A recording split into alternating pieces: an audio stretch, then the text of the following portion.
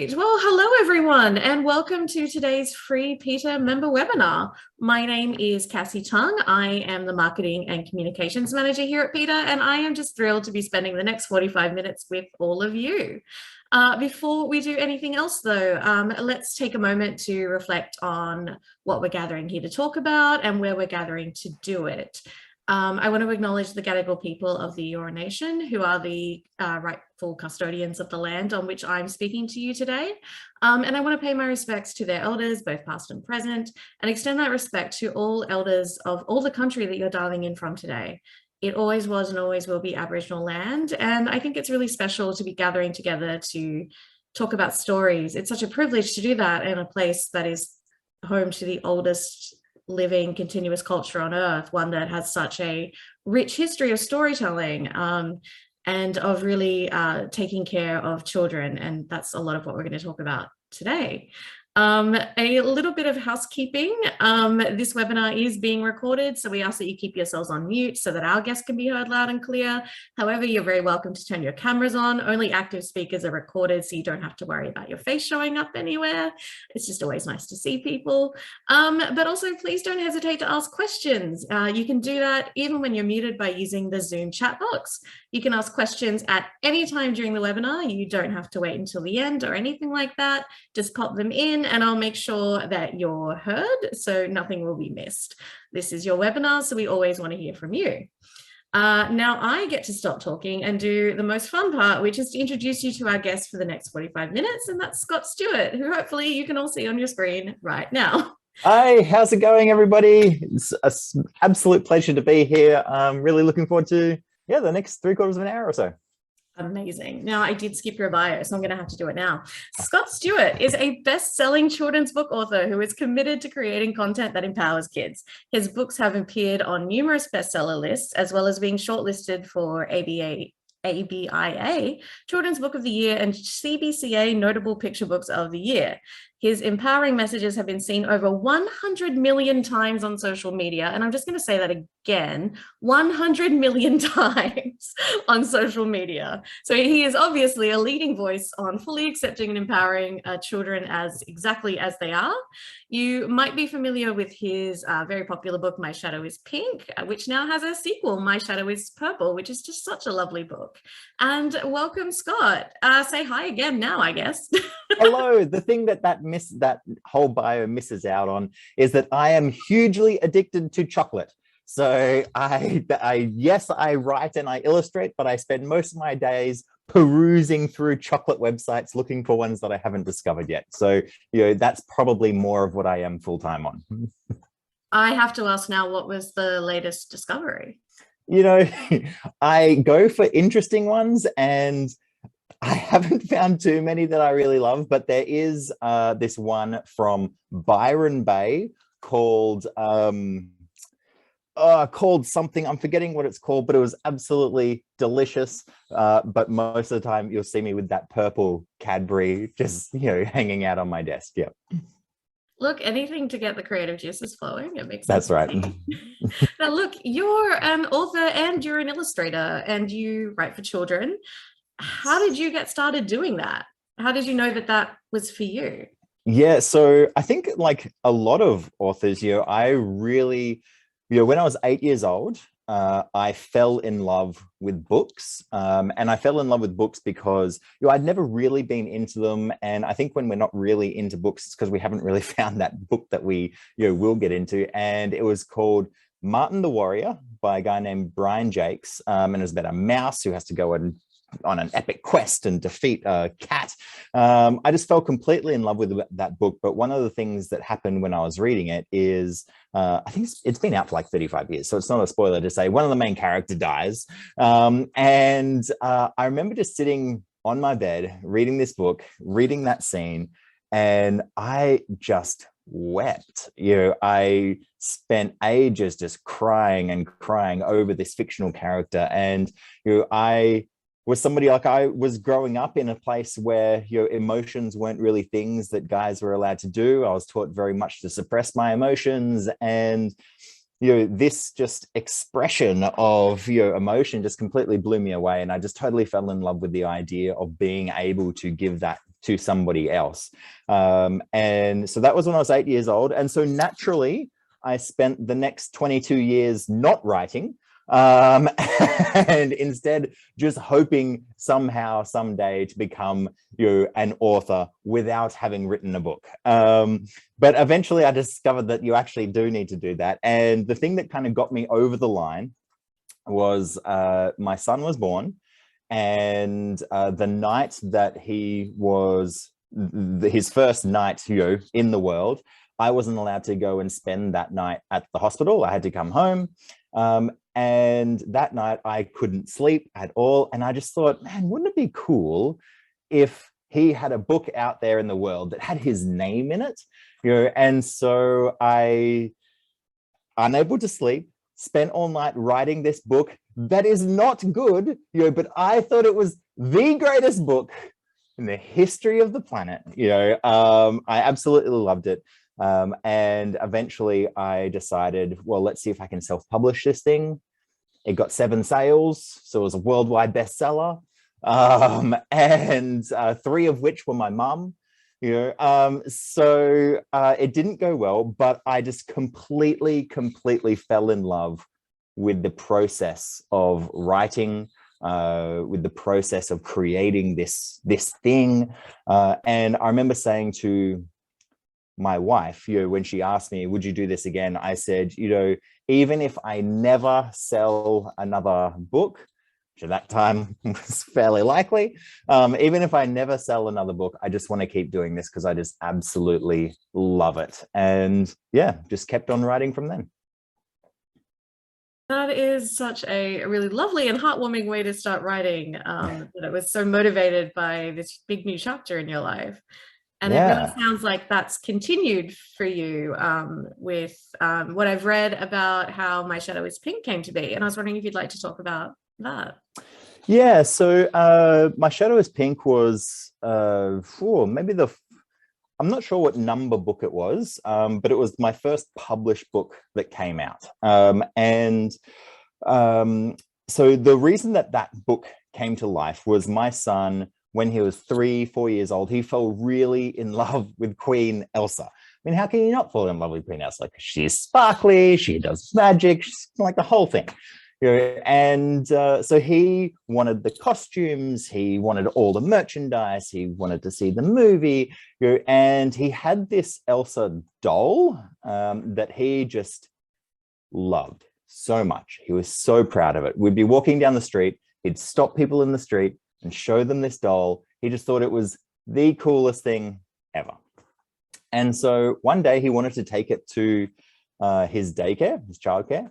And he came home that afternoon just completely distraught. If you've ever seen a child, like, they're all good walking out of their room and then you just see their tears starting to come, and then he just like bursts into tears as he hugs me. And it had turned out somebody there had told him that he wasn't allowed to like Elsa because it was only for girls, and as a boy he shouldn't like Elsa. And so we obviously had a lot of conversation and things around that, but that night I jumped onto Amazon and local bookstores and tried to find something that spoke about a young boy who liked things that were kind of culturally deemed feminine. And I found 3 or 4 books. I won't name them, but most of them kind of had this idea of, well, just change yourself to fit in and all will be good, And I thought, well, that's just not the message that I want to give him, And so that night I sat down, I wrote the first very rough draft of My Shadow is Pink. I say very rough. It took me like 4 years to get to the final version, but that's where that book came from. And a lot of the things I have written, I'd say like 75% of the things I've written have come from some moment with my son, whether it is something big like that one was with My Shadow is Pink, or something small like his first day of school. He said to me, what if nobody wants to be my friend, and I wrote a book about it, just so many things have been inspired by just those small moments with him. And as he's getting older, he's 9 now. I have my first junior fiction series coming out next year. I'm just in the middle of my first middle fiction series. I'm kind of aging up with him. I still have this deep love of picture books. I've just finished another manuscript for a picture book. I absolutely love them, but I'm starting to expand into older books as well, kind of following him and what his loves are, and getting an insight into what 9-year-olds enjoy in books. So, yeah. Is that how you picture your audience when you're writing the books? Do you picture your son essentially? How do you get into that headspace? Well, my son's a tricky one because he is the ultimate critic of my work, so, but I ask him to be. So I will read him a manuscript that I'm working on, and I will think it is amazing. And then I'll read it to him and I'll say, what do you think of this? And he will go, yeah. And I say, you don't have to like it, just, what do you think? Honestly, he goes, like 3 out of 10. I'm like, oh, like stab me through the heart. So yeah, he's very honest about what he likes and dislikes. And so if I can get it to a stage where he likes the manuscript, knowing that it's his dad who wrote it, because pretty much anything we read, he's like, yeah, the book was great, but with me, he's like, no, that was terrible. So if I can get him to a stage where he's liking the book, then I know that I might be onto something. So I just love the harsh criticism you're facing before you even take it to an editor. It's brutal. My wife is the same. I asked them both to be, but then as soon as they are, I'm like, okay, give me 10 minutes to recover from that brutality. Yeah. No. But now I really want to know about, you mentioned that My Shadow is Pink took about 4 years from idea to publication. I'd love to know about the process. And you mentioned earlier too that the process of writing is what you really loved so much. So what is that like for you? What did that journey look like to create that book? Every book is very different for me, but it always starts with, I never start writing until I have a extremely crystal clear picture of what this book is really about, and what is that main overriding arc of it. I've been working on this middle fiction book I mentioned earlier, and it's taken me 3 or 4 years just to get that 3-act structure, the elevator pitch. And now that I have that, I'm like writing thousands of words a day, but it really takes me a long time to figure out exactly what the structure of a story is. And once I have that, then I just kind of sit back and it just kind of flows out of me. But the structure it is so challenging for me because I want to create something that has intention in the world, that exists for a reason.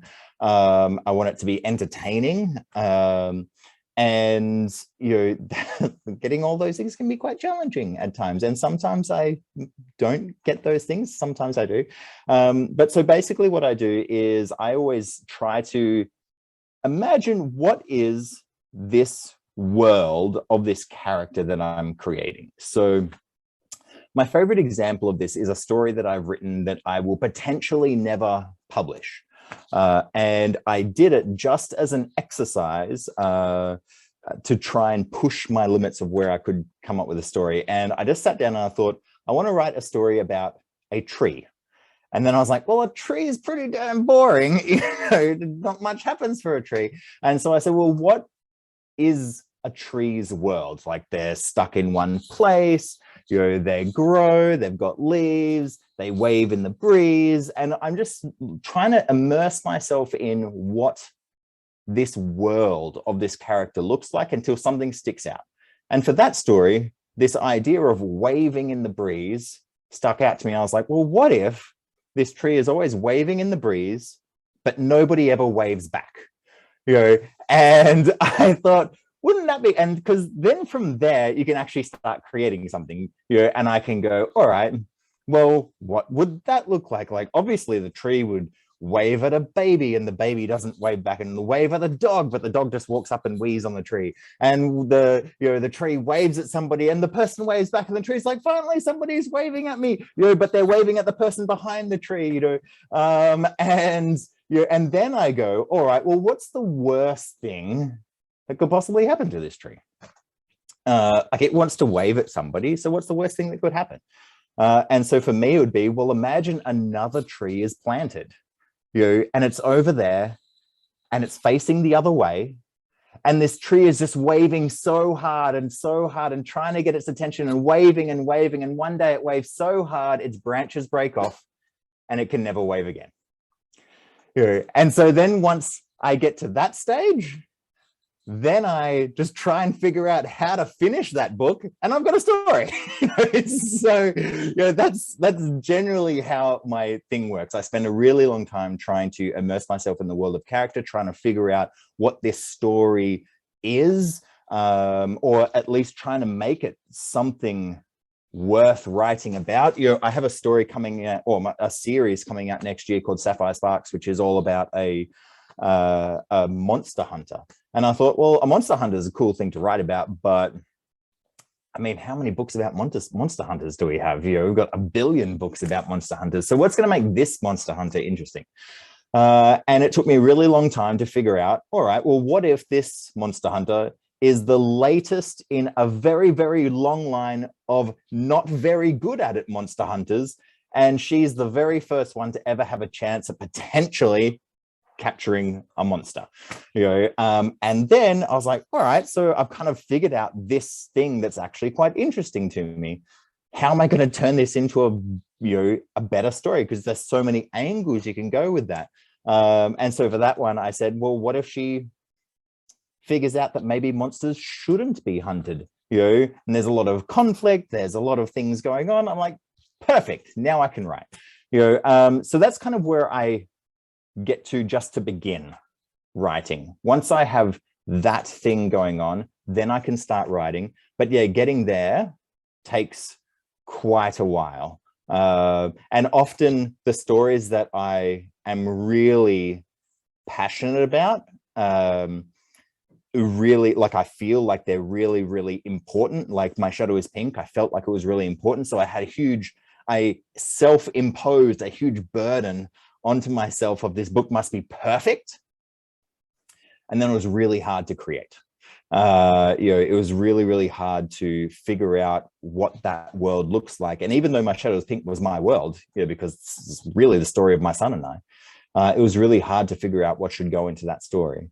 But for something else, like, you can just come up with something random, like suitcases. What's the world of a suitcase? I don't know. They're all exactly the same color. They arrive on the plane at the same time. Then I go, okay, so what stands out there, and what would kind of push the limits there a little? Well, what if this one suitcase, who always arrives at the airport on time, always gets on the right flight, is this beautiful black corporate suitcase? What if one day they meet a yellow backpack, and the backpack's always late, and they kind of fall in love, and then maybe this suitcase needs to get lost for the first time in its life to actually find its friend again. So yeah, just pushing the limits and the edges of these worlds, of these characters, because I really think that a book should exist for a reason, for the character is written about. I think that if we write a story where you could just throw in any other character and the story is exactly the same, like, I don't want to create those stories. I want to create stories where that character is there for a reason, and that story is built around that character. So I spend a really long time figuring out that world of that character, sometimes successfully, sometimes not so, but I try. I'm now really invested in a tree and a backpack, and I need to know that they're okay. So they are always okay in my books, except for a few times. Except for a few times. That's how they get you. Yep. I would love to hear about, I think a few of us on the call know My Shadow is Pink quite well, and sure. Because it's such a beautiful story. And is that a dog? That's my dog, sorry. It's just that I'll I need just to mute see the myself. dog now. Okay, I'm good. Perfect. Hello to the dog. I think a lot of people would be really interested to hear about My Shadow is Purple, where that Okay. idea came from, what it was like to create that, and to sort of, I guess, to really follow in the footsteps of something that really captured the attention of a lot of people. That must have also been a lot of pressure. I mean, it wasn't a lot of pressure until one of my friends came up to me and said, wow, My Shadow is Pink's gone really well. You'll probably never do anything that good again, huh? And I was like, I mean, I've never even thought about that until now. So there was a little bit of pressure, but what I really just tried to lean into was a lot of honesty around what am I creating, and really figuring out exactly why this book should exist. I got a lot of conversations around, you should write My Shadow is this color and My Shadow is this color. And a lot of those conversations, I didn't say this to the person, but I was like, I just don't know if there's a huge reason for me to write that book. But with My Shadow is Pink, I was doing like a virtual reading sometime during the pandemic, and it was over in the USA somewhere. And what usually happens is, when I have finished reading the book, often, whether it is me or whether it is the facilitator, somebody at some point will often ask the kids, well, what color do you think your shadows are? It's such a natural question to ask after reading that book. And I was on this Zoom call, and I wasn't reading the book for like the first time ever. I had to listen to somebody else read my book, which was weird in itself. But they read the book, and then they finished it, and they said out to the class, to the audience, I guess, what color is your shadow? Is it blue or is it pink? And a couple of kids came back, and once it's already been limited to those things, it's very hard for kids to go, well, I'm actually like yellow with a unicorn horn. But one kid came back and said, my shadow is yellow, which is a super common answer. And the facilitator said, oh, that's so cool, but if it was blue or pink, which one would it be? And every other time I've had that question asked of kids, almost nobody says pink or blue. Almost everybody says like it's yellow, or it's a dinosaur, or like they have like really creative answers. And this was the first time I'd really seen it just limited to this really rigid binary. And it was right around the time my son was really asking what they means in a singular sense. And so that became a really natural leaping off point for me to write this book, My Shadow is Purple, about a young non-binary child. And it was something where, because My Shadow is Pink was my own experience, now I was writing somebody else's experience. And I am a big believer in that the further we get away from our own experience, the more responsibility we have to not necessarily get it right, but at least to do an enormous amount of research, speak to a lot of people, and do your very, very best to get it right. And so I spoke to tons of educators. I spoke to a whole bunch of people who identify as non-binary. I spoke to just tons and tons of very relevant people in this book, for this book, and tried to find very common threads of conversation. So when I was talking to all the people who I was speaking to about who identify as non-binary, I was really looking for common threads of what are issues that they've faced, what are solutions that they've faced, what are heartwarming moments they've faced, what are just really annoying things they've faced, and also what is honest and true, and what is just somebody not doing that, just writing it for, for your attention, what would that look like?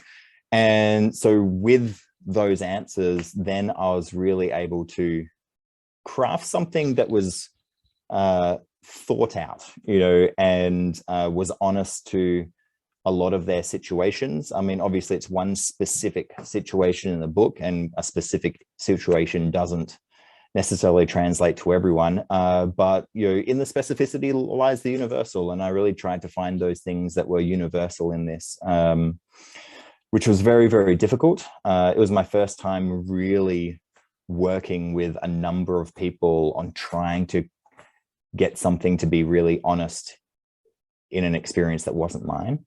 But my goodness, I'm so glad I did.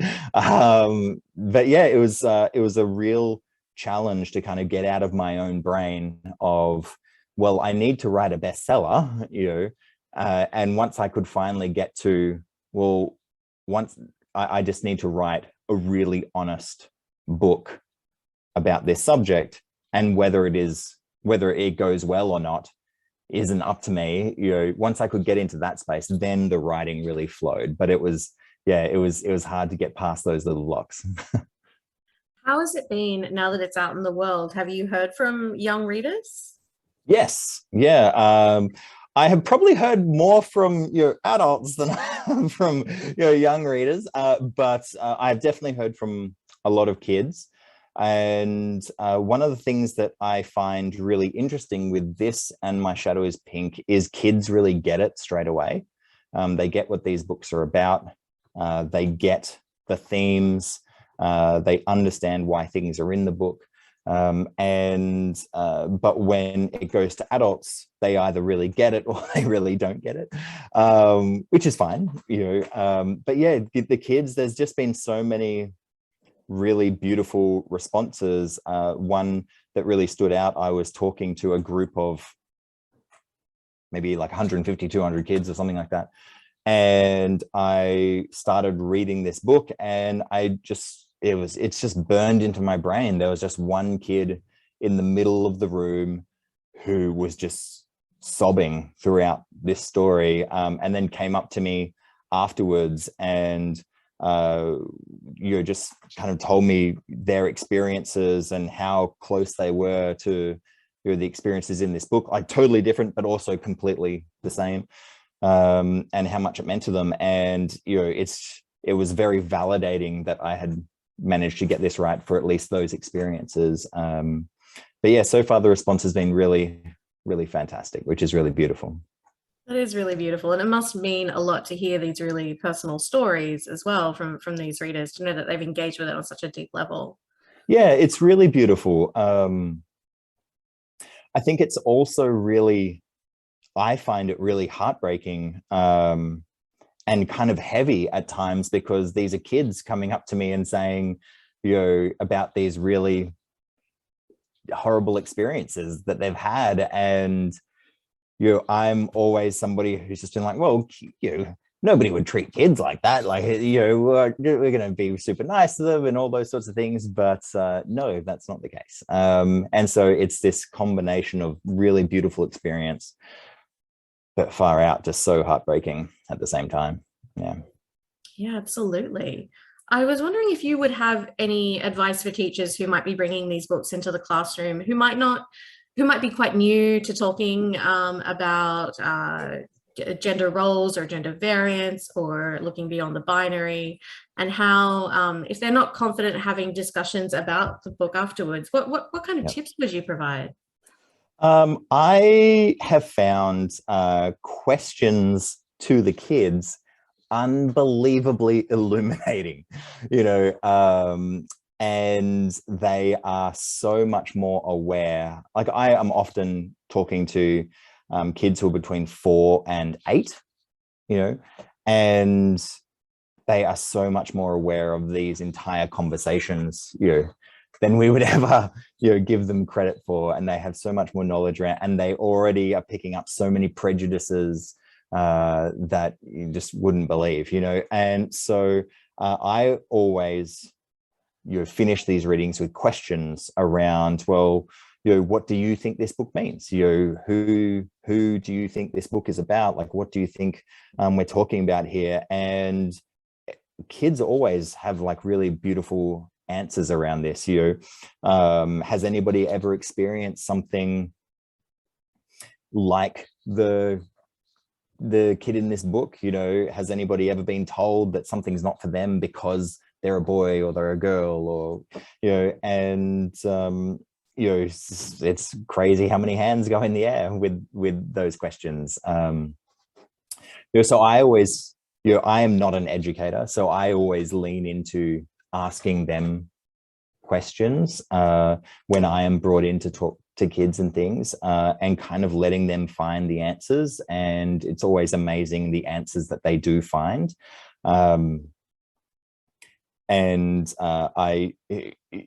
I think one thing we just need to be aware of is just how deeply these things are affecting kids. I remember I had this one student who was like 6 years old, came up to me, and I had just read My Shadow is Pink. If you haven't read it, it's about a dad who learns to accept his son. And this young kid who was 6 years old came up to me and they said, I just don't think my parents would ever accept me. It doesn't even feel like they would ever even know how to love me. And just these huge emotions, from these kids. So just knowing that they're actually thinking about these things and experiencing these things, because a lot of the time we go, well, we'll save those conversations for when they're a little older, but there's those conversations just bombarding them all the time.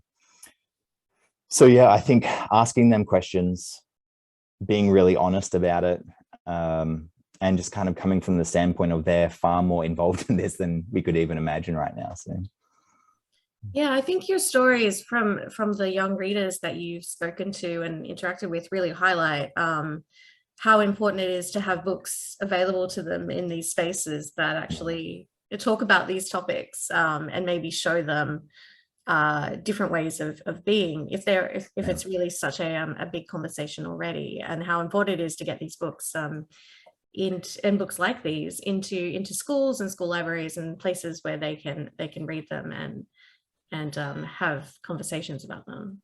Yeah, we often talk about, it's really great for the representation of kids who are very underrepresented in books and media and those sorts of things, because it's super important for that.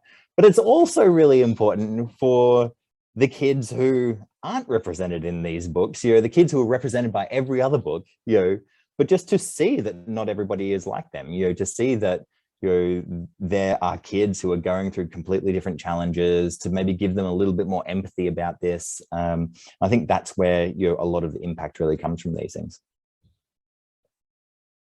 Oh, you're just on mute. Still on mute. Absolutely. I was going to say, if any educator is looking to pair books like these with a teacher reference text that talks exactly about this, about representation and underrepresentation, Transforming Practice, Transforming Lives Through Diverse Children's Literature by Dr. Helen Adam is available on the PETA website, which is a beautiful research book about really exactly this. And I do believe actually name checks My Shadow is Pink as a representative text for the classroom. So awesome. Everyone should get onto that.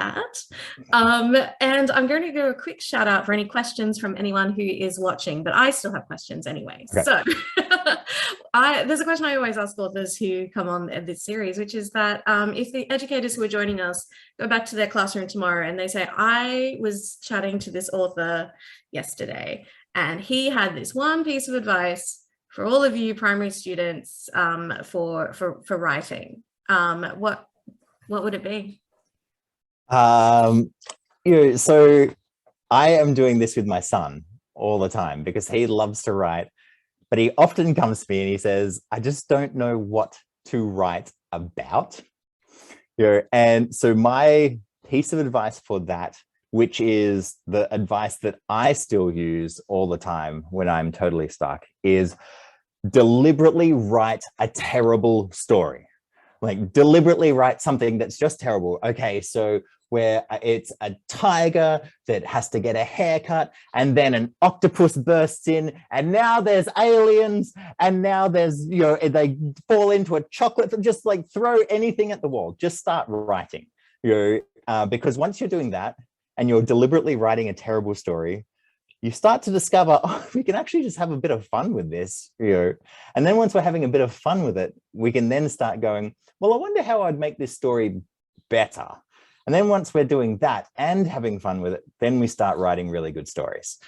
So I always just write terrible stories, because eventually some good ones will start coming. I think that's excellent advice. And it sounds like it's something that you do. You've told us about that. Every single day when I'm writing, I start with a 10-minute terrible story. And I just throw stuff at the wall. I just start typing, and it just gets me moving, gets me writing, and then I can start my day. Yeah. That is a fantastic writing practice, actually. I don't even have to steal it. I would love to know, we haven't even talked about the fact that you illustrate your books as well. What was that journey like for you to become an illustrator, or to decide that you would be the person to create these books start to finish? So illustration for me is a really interesting thing, because I have worked in design, illustration since I was 20 years old, 18 years. And I still feel every single time I draw my first line on the page that was the worst line that has ever been drawn on any page in the history of human existence. I really struggle with imposter syndrome when it comes to illustrating, but I absolutely love it. When I was first starting my adult career, I decided I wanted to be in finance, and so that's what I studied at school. And then I started working in finance, and on day 2, I realized that finance is the most boring thing, for me at least, most boring career that I could ever undertake. And I got into art and design as a commercial artist and as a graphic designer, and I just fell in love with that. And it was probably 6 years into working professionally that I first tried illustrating something for somebody. I mean, I'd been drawing, but I never thought it was good enough to be, to be a paid thing. And they paid me money for this illustration I did. And I thought, that's strange, but okay, let me, because I didn't think it was very good. They thought it was good. I thought it was terrible. And so then I really wanted to, as I had, started writing these books, I really wanted to try illustrating one, but I had just deep insecurity about it. And so then I wrote a book specifically for easier illustrations, which was my book Alone, which is about planets. And I thought, because all I have to do is draw a circle, and stick a face on the circle. I don't have to draw arms. I don't have to draw legs. I don't even have to draw backgrounds. I can just be in space, So it's possibly the easiest illustrations I can do. So that was my very first book that I illustrated, and I self-published it. And the illustrations, looking back now, I still really love the illustrations. But since it has been picked up by a publisher, and we updated the book and did all new illustrations and stuff. But that was the thing that got me past that barrier of I'm not a good enough illustrator. It was drawing circles with faces on them and making them look like planets. And once I did that, then I was like, well, maybe I could do another. Maybe I could illustrate people for the next book. And I had just sold a book called How to Be a Real Man. And we were just talking about me illustrating them. And I was so nervous. But then I sold My Shadow is Pink, and they gave me a really tight turnaround to illustrate this book. And suddenly, with a deadline, this deadline got me past my insecurities again. And I drew these illustrations, and I really, love them. until I sent them. And then, you know, as artists often do, we look at them like once they're in the world and all we see is the bad things with them. You know, I've eventually gotten to the stage where I can just appreciate them. But yeah, that kind of got me to that next stage of maybe I could illustrate a book that's more than circles, you know. And since then I've illustrated pretty much everything I have done. I have just sold, or am selling, sorry, my first picture book that is not illustrated by me. And that's going to be an interesting experience, you know, and so I'm kind of looking forward to that. But yeah, my illustration process is possibly a common one. I draw the basics of one page. I decide that nobody on earth has ever done something as bad as that page. I delete that page. I come back when the deadline is starting to get impending, and then I draw another page. I delete that page, come back when the deadline is even more impending, and then that pushes me through all that, and I draw the whole book, you know, very quickly. So it's worst process in the world, but I've since discovered many illustrators have the same process. It sounds like a really common creative process, to be honest. Yeah. Also, you lost me as soon as you said all I have to draw is a circle, because I don't think I've ever drawn. Well, if you do it digitally, you can just get the computer to draw the circle for you. There you go. That's it. Has the imposter syndrome, has that lessened at all as you No, not at all. And I have I thought that it would, and I am still somewhat convinced that all my heroes don't have imposter syndrome, but I've been very fortunate to meet a lot of my heroes and they still have wildly crushing imposter syndrome too. So that makes me feel better about it. And maybe it's just something we all deal with. Yeah. I think it might be, actually. Yeah. Everybody thinks their heroes do better stuff, even your heroes. So yeah. Exactly. No, and it's really good to, I think, to be able to take that back to younger people and to students who might be struggling with putting something down on the page or drawing something to say, you know, well, this guy's got so many books, and it's still tough sometimes. And every single one of them, I've gone through that exact same process of this is the worst illustration on earth. Yeah, every single time. And yet they're lovely. Thank you. Look, thank you so much. We are just about at our time. This has been a really lovely chat. So thank you. I really appreciate your time. No, it's been awesome coming on. Thank you. Is there anything else that you'd like to tell our group of educators here? Anything else you'd like to share? No, you've done a great job of kind of hyping me up and my books up. So that's good. You're welcome. So I don't need to, which is always uncomfortable for me. No, look, I mean, I think every author will probably have the same things, of kids love to read if you can figure out the things that they actually want to read, and and sometimes things with a little bit more meaning create enormous meaning in kids, and so finding those two things can be a huge challenge, but it's just so worth it. I love that. The things with a little bit of meaning create a lot of meaning in kids. That's really lovely. Dropping a pearl of wisdom at the last moment. Thank you so much, Scott, for your time. We've got some thank yous in the chat as well. So I know that we're all really grateful to be able to chat with you today and hear a bit more about your process. And we will send out this recording with links to your books, obviously. And hopefully we can continue this conversation about bringing inclusive stories into classrooms and into children's worlds. Amazing. Thanks so much, everyone. Have an excellent evening. Bye. Bye.